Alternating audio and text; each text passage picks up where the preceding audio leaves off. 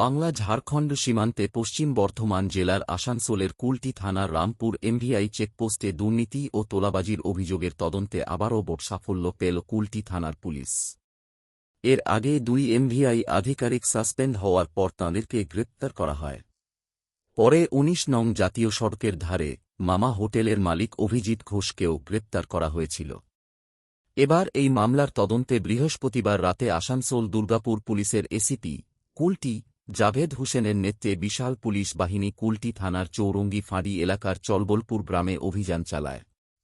সেখানে বাবলু ভান্ডারী নামে এক দালালের বাড়িতে দীর্ঘক্ষণ তল্লাশি চালানো হয়। পুলিশ সূত্রে জানা গেছে, তল্লাশির সময় বাড়ি থেকে প্রায় 5 লক্ষাধিক টাকা নগদ, 2টি মোবাইল ফোন এবং বেশ কয়েকটি গুরুত্বপূর্ণ ডায়েরি বাজেয়াপ্ত করা হয়েছে। অভিযানের পরে বাবলু ভান্ডারীকে গ্রেপ্তার করে কুলটি থানার পুলিশ। শুক্রবার ধৃতকে আসানসোল আদালতে পেশ করা হয়। তদন্তকারী আধিকারিকদের প্রাথমিক অনুমান, উদ্ধার হওয়া নগদ টাকা, মোবাইল ফোন এবং ডায়েরিগুলি এমভিআই চেকপোস্টে চলা দুর্নীতি, তোলাবাজি ও অবৈধ আর্থিক লেনদেনের তদন্তে গুরুত্বপূর্ণ সূত্র হিসেবে কাজে লাগতে পারে।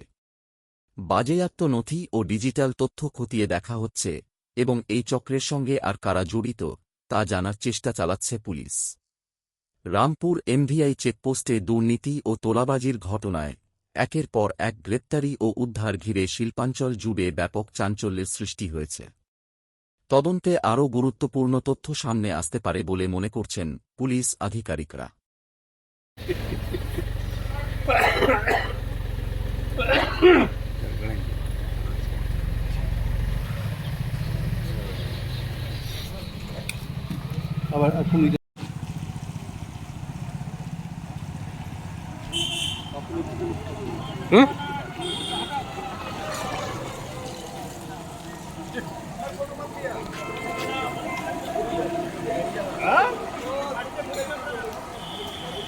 বেশি বলছেন কি?